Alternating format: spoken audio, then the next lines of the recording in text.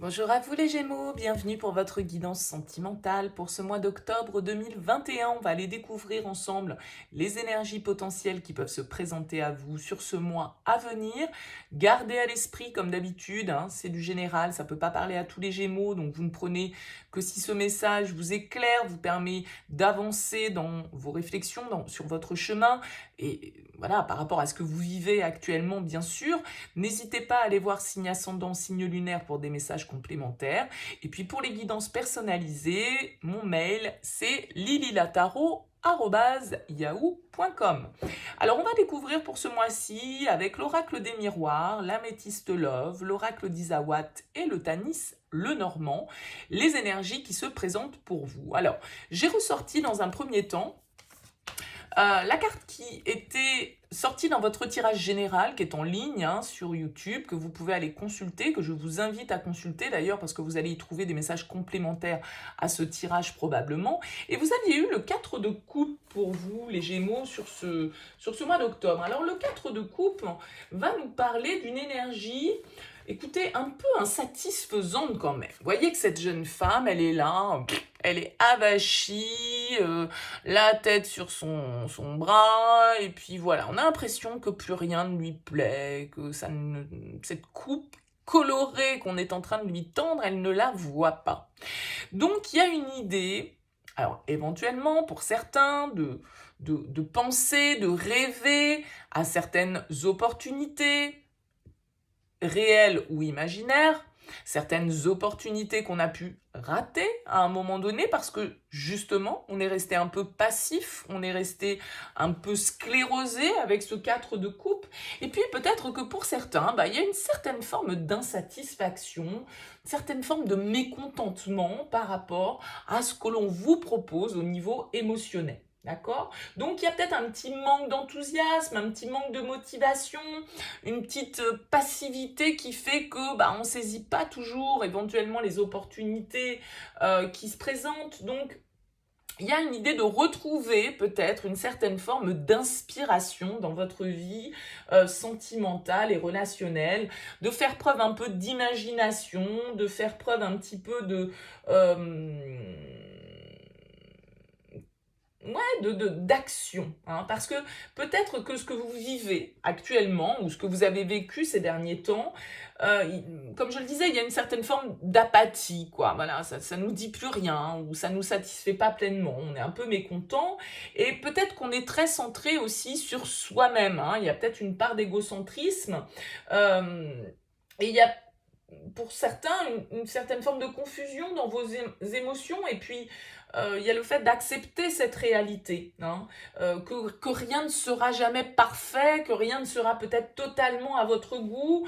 Vous visez peut-être une certaine forme d'idéal que vous, du coup, vous n'arrivez pas à atteindre parce que vos ambitions sont peut-être relativement élevées au niveau émotionnel. Bon, on va voir comment tout ça, bien évidemment, ça peut faire écho. On va découvrir tout de suite l'oracle des miroirs. Alors, on a l'examen et on a le rêve. Bon, alors vous voyez, le rêve, pour moi, ça correspond totalement à ce 4 de coupe qui va nous parler d'être dans ses pensées, dans ses songes. Voilà, on est tourné vers, forcément vers la réalité. On ne voit pas forcément clairement ce qui se passe. On est beaucoup dans une certaine forme peut-être d'idéalisation. Alors, avec la carte de l'examen, bien sûr que c'est une carte qui peut nous parler d'une certaine forme de réussite. L'examen, vous voyez, ils sont tous en train de jeter leur chapeau en l'air, là, donc oui, peut-être qu'on a réussi quelque chose.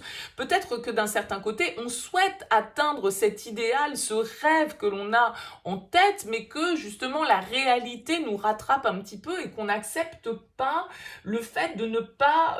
que la vie, c'est pas le monde des bisounours et que tout ne peut pas être rose et que eh bien effectivement il peut y avoir certains moments où on n'est pas totalement satisfait. Donc il y a cette idée avec la carte aussi de l'examen, d'examiner une situation, d'expertiser un petit peu les choses, comment dire, je trouve pas le mot, ça va me revenir. Bon, bref, peu importe. Attention, je dirais avec cette carte de l'examen, à votre ego qui peut vous jouer des tours parce que justement, moi j'y vois ici une certaine forme d'idéal que vous n'arrivez peut-être pas à atteindre, mais qui n'est peut-être pas atteignable non plus, hein. Et donc du coup, une insatisfaction peut-être un peu chronique et qui a besoin d'être un petit peu revue, corrigée, examinée à la loupe. Est-ce que vos rêves sont réalistes, justement, ou est-ce que ça n'est qu'un rêve? Bon, après, pour certains d'entre vous, examen rêve, ça peut être la réussite, la réalisation d'un rêve. Mais à ce moment-là, je m'interroge, pourquoi le 4 de coupe? Pourquoi cette insatisfaction? Pourquoi ce mécontentement? Bon, on va voir avec l'améthyste l'or, on va déjà découvrir la carte centrale pour vous. Bah oui.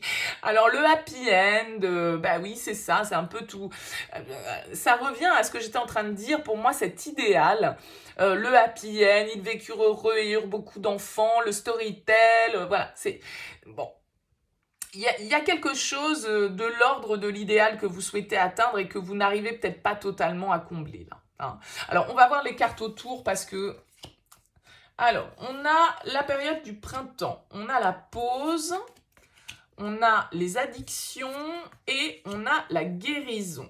Ok, ok, ok, ok. Alors, la carte du printemps va nous parler éventuellement donc de vous, Bélier, Taureau, Gémeaux, puisque ce sont les 3 signes qui ressortent sur cette carte, mais c'est une énergie qui va nous parler de nouvelle vitalité, de renouveau. Alors peut-être que pour certains, là, encore une fois, avec ce 4 de coupe qui nous parle un peu de passivité, vous avez besoin de prendre un temps de pause pour définir réellement quel est ce bonheur absolu, quel est cet idéal que vous êtes en train de nourrir et peut-être voir derrière s'il n'y a pas une certaine forme d'excès. Parce que l'addiction, c'est un peu l'obsession, c'est un petit peu le truc sur lequel on reste focus et dont on n'arrive pas à décrocher. Et moi, j'y verrais encore une fois, vous allez me dire que je fais une fixette là-dessus, mais bon, après, moi, c'est vrai que je lis les tirages pour en tirer un message et que ce soit le plus clair possible. Et je sais très bien que ça ne va pas pouvoir correspondre à la majorité des Gémeaux, mais peu importe, ceux qui auront besoin d'entendre ce message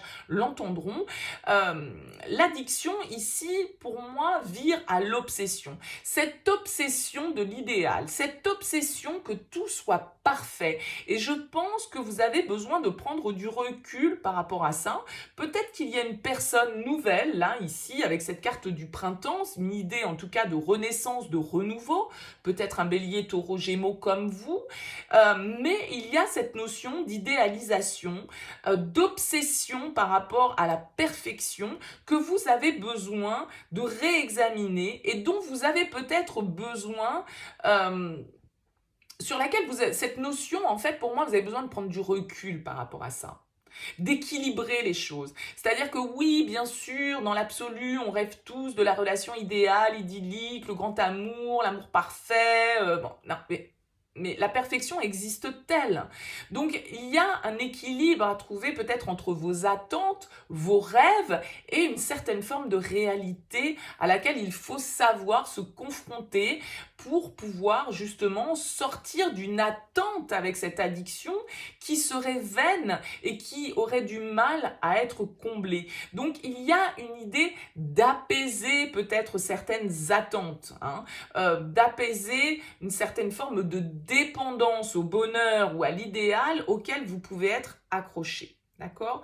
Pour d'autres, on peut y voir comme lecture sur cette ligne un besoin de renouveau, un besoin de prendre un temps de pause, justement pour pouvoir retrouver une certaine forme d'harmonie, d'équilibre, de calme, d'apaisement par rapport à une relation qui a peut-être été à un moment donné toxique ou dans laquelle on était dans l'excès, dans une certaine forme de dépendance affective qui a pu être nuisible et dont on a besoin un peu de se sevrer sur ce mois d'octobre. Prenez le message, bien évidemment, qui vous parle le mieux. On va voir avec l'oracle d'Isawat ce qu'il a à nous dire. Alors, on a ici le fantôme en plein milieu. Ok. Alors, le fantôme, dans l'oracle d'Isawat, c'est une carte qui va nous parler de notre passé, d'une histoire d'amour passé qui nous hante encore. Le fantôme, il est là pour hanter les lieux, d'accord? Et il y a donc cette idée de quelqu'un de votre passé, éventuellement, que vous n'arrivez pas à oublier. Peut-être quelqu'un que vous avez idéalisé en termes de relation et qui fait qu'au jour d'aujourd'hui, vous ne trouvez pas satisfaction avec d'autres personnes parce qu'il y a une certaine forme d'obsession que vous avez nourrie, hein, pour ce lien. Donc, il y a une mélancolie que vous traînez un peu, voilà, vous voyez, comme ce boulet là qui vous enchaîne un peu et qui ne vous permet pas de passer à autre chose. Alors, on va découvrir les cartes. On a la joie, on a le bambou, on a le muret et on a la chrysalide. Ouais, il y a une transformation ici qui est nécessaire parce que pour moi, il y a des énergies de votre passé qui vous bloquent, qui vous entravent, qui vous empêchent d'avancer et qui créent peut-être des obstacles inutiles dans une relation qui pourrait ici, avec la joie et le bambou, vraiment se développer de manière très positive. Mais il y a des vieux fantômes qui remontent, qui refont surface. Certaines choses peut-être de l'ordre de l'inconscient. Hein. Ici, examinez, parce que je reprends ces cartes, ça me fait penser à ça aussi.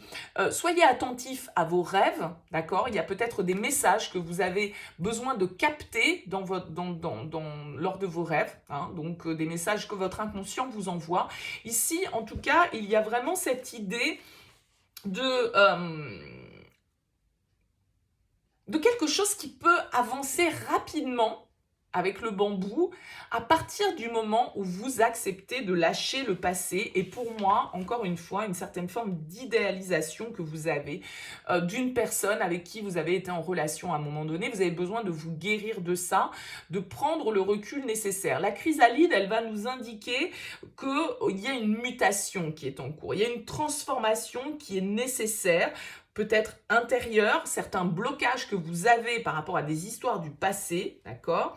Et il y a peut-être soit un mode de fonctionnement, soit certaines croyances, soit des sentiments peut-être en eux-mêmes qui ont besoin d'évoluer.